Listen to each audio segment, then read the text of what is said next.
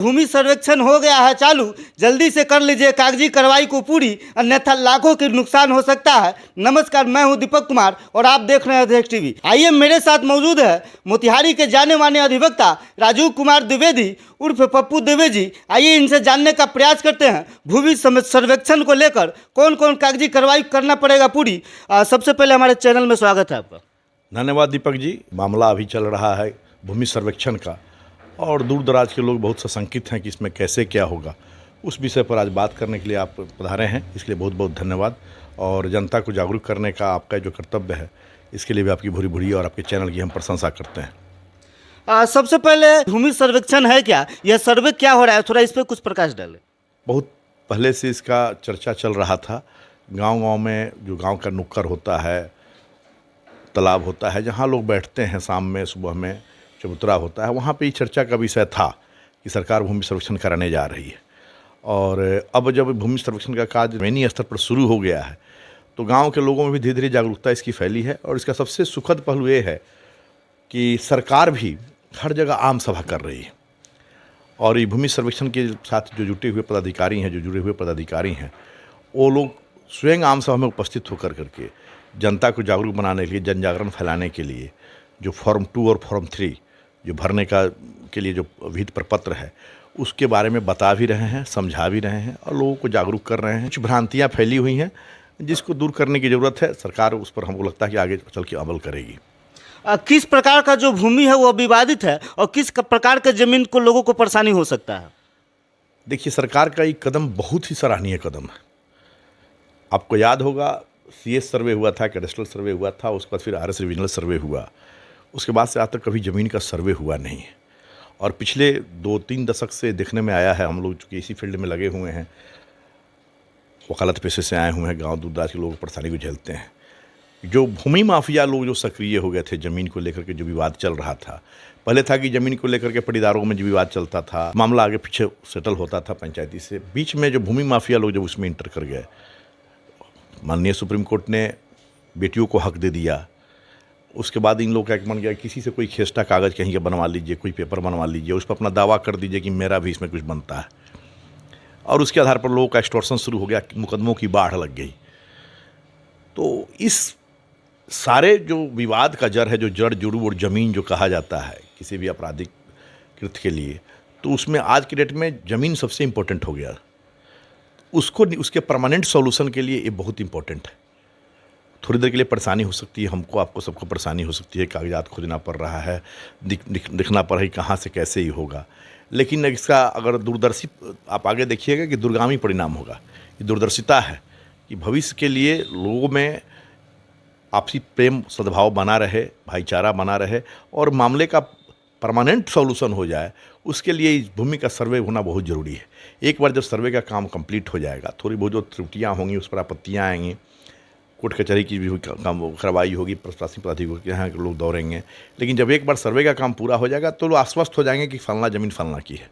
आपको याद होगा, इसी सब के चलते जो भूमि विवाद और भूमि माफिया को रोकने के लिए हमारे यहाँ सरकार ने फरमान जारी किया था और अधिसूचना भी जारी किया था कि जिसके नाम से जमाबंदी है, मेंटेशन है, वही ज़मीन रजिस्ट्री करेगा।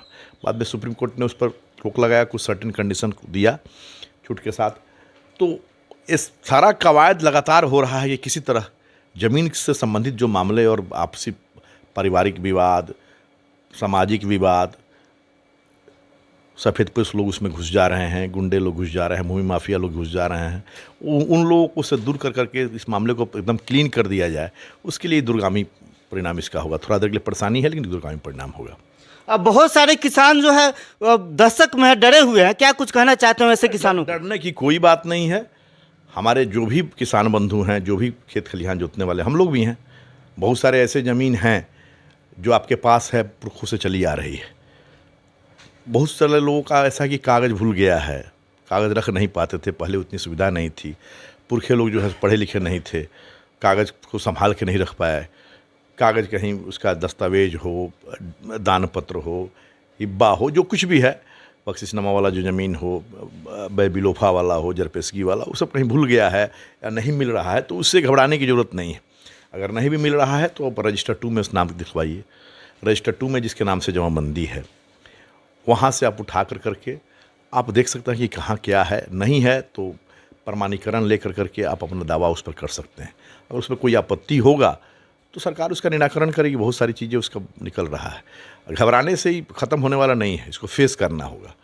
बहुत सारे लोग हैं जिनके पास ज़मीन का कोई पेपर आज की डेट में नहीं है, तो नहीं है तो अगर आपके भाई पटीदार लोग हैं उनके साथ बैठ करके वंशावली बना करके वो लोग सभी लोग समझ देते हैं कि फलना का फलना ज़मीन है और फलना का फलना ज़मीन पर कब्जा है, हमारे परिवार की है। हमको नहीं लगता है कि कोई आपत्ति होगी। एक बार जब चढ़ जाएगा सर्वे में कि हाँ ज़मीन आपके पोजीशन में है, तो ये समझिए कि सरकार आपका दावा उस पर मजबूत कर रही है, पक्का कर रही है। और जो ज़मीन ऐसा है जिसका कोई माथ मालिक नहीं है, जिसका कोई ऑनर नहीं है, इसी तरह कोई पोजेज करके रखा हुआ है, तो वो ज़मीन सरकार के पास जाएगी। तो जो लोग भूमिहीन हैं उनको जो सरकार देती है 3 डिसमिल ज़मीन, या जो शहीद वगैरह लोग हो जाते हैं 5 एकड़ ज़मीन दिया जाता है, उन लोगों को भी सरकार दे सकेगी। कहीं ना कहीं अवैध तरीके से भूमि माफिया जो लोग भूमि कब्जा करके रखे थे, उससे सर्वे से उन्हें नुकसान होने वाला है, आम गरीब को इससे फायदा होने वाला है। निश्चित रूप से बहुत बार आप देखेंगे कई जगह कई लोग एक ही ज़मीन का 2-2 आदमी को रसीद कट रहा है, तो उन सब समस्याओं का इसमें निराकरण होगा। कहाँ लोग इस पेपर को जमा करा सकते हैं?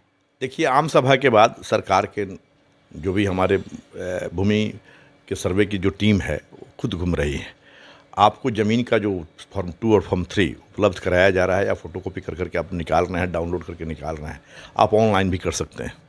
ऑनलाइन भी उसका दिया हुआ है, उस पर जाकर क्लिक करके ऑनलाइन भर सकते हैं। फिजिकली भी उसको भर करके फॉर्म 2 और फॉर्म 3 को, फॉर्म 2 में आपको भरना है ज़मीन का मौजे कहाँ है, माने कहाँ की ज़मीन है, उसका खाता खेसरा रकबा ज़मीन भरना है, कैसे ज़मीन आपको हासिल है। अगर खतियानी ज़मीन है तो खतियान को भर देना है, अगर आपका परचेज ज़मीन है परचेज भरना है, लेकिन पेरेंटल वो कहाँ से आया है उसको डिटेल्स देना है, खतियान। और जब उसके बाद बस वंशावली में जाना है, तो वंशावली में कहाँ से आप निकालिएगा, तो जैसे ज़मीन अगर मान लीजिए म्यूटेशन हुआ है, तो परदादा के नाम से हुआ हो, छरदादा के नाम से हुआ हो, दादा के नाम से हुआ, तो वहाँ से उठा करके आप वंशावली, अभी वर्तमान में जो आपके कर्ता परिवार के जो कर्ता एलाइव हैं, जो जीवित हैं, उन वहाँ तक लाके ख़त्म कर दीजिए, उस वंशावली दे देना है जो फॉर्म 3 है। और इनको सरकार के जो हमारी जो टीम घूम रही है उनको सबमिट करना है। हाँ, एक ज़रूर आग्रह करेंगे कि जो लोग भी जाएँ उसको 2 फर्द में लाएँ, जो फिजिकली जो सबमिट कर रहे हैं, एक फर्द पर रिसीविंग जरूर उनसे ले लें, क्योंकि कल होकर के मान लीजिए कोई उस पर आपत्ति करता है, तो वो आपत्ति का निराकरण करने के लिए आपको ज़रूरी होगा कि हमने इसको अपना दिया था, खाता खेसरा रकबा, ज़मीन का प्रकार, ज़मीन वासगित है, घराड़ी है, खेतिहर है, कृषि युक्त है, सिंचित ज़मीन है, इस सब चीज़ का प्रकार उसमें दिया हुआ है। कॉलम बड़ा तो बना हुआ है, उसमें बहुत सारा मेहनत करने की ज़रूरत है नहीं। एक जगह अगर आपको कोई नहीं समझाने वाला हो तो सरकार के जो हमारे जो टीम घूम रही है उससे आप ले सकते हैं। वो लोग बहुत ही कोऑपरेटिव अभी भूमिका में हैं लोग।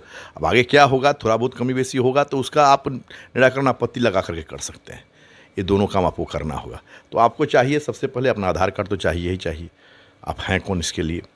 उसके अलावा आपको अगर खतियान है तो खतियान का पेपर दीजिए, दस्तावेज है खरीदिए तो दस्तावेज का दीजिए। अगर आपका म्यूटेशन हुआ है, दाखिल खारिज है, उसका पक्का नकल वगैरह निकाले हुए हों, आप सर्टिफाइड कॉपी लिए हुए हों, उसकी कॉपी लगा दीजिए। अगर नहीं भी है तो रसीद होगा, उस रसीद की कॉपी आप दीजिए, जो रसीद आपने राजस्व रसीद चुका करके दिया है। अगर ये सब कुछ भी नहीं है तो आप वंशावली बना करके, पहले वंशावली में सरपंच को दिया गया था, फिर ग्राम पंचायत सचिव को भी दिया गया। अगर कोई भी नहीं मिलता है तो आप स्व घोषित जो है वंशावली बना करके उसके साथ हस्ताक्षरित करके जमा कर दीजिए। बहुत सारे मजदूर बिहार के बाहर रहते हैं, उसको क्या कुछ कहना चाहते हैं? आना पड़ेगा आपको आकर करके। जो जिन लोगों की ज़मीन यहाँ है और वो नहीं है, इस मौके को अगर चूक जाएंगे तो फिर परेशानी होगी, फिर कोर्ट कचहरी का चक्कर लगाना पड़ेगा, परेशानी होगी। इसलिए बेटर है कि कहा जाता है ना कि precaution is better than cure.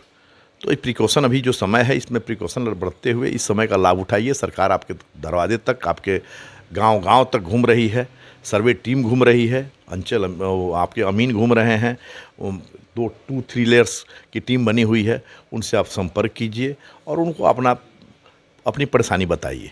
अगर किसी कारण से उनको आने में असुविधा है तो सरकार ने भी प्रावधान कर दिया है कि आप ऑनलाइन बाहर से भी भर सकते हैं, या बाहर से प्रपत्र भर करके भी भेज सकते हैं, आप डाक से भी भेज सकते हैं। बाकी किसानों के लिए मेरा प्रयास आपको यह कैसा लगा, आपके प्रतिक्रिया का हमें इंतजार रहेगा। जय हिंद, जय बिहार।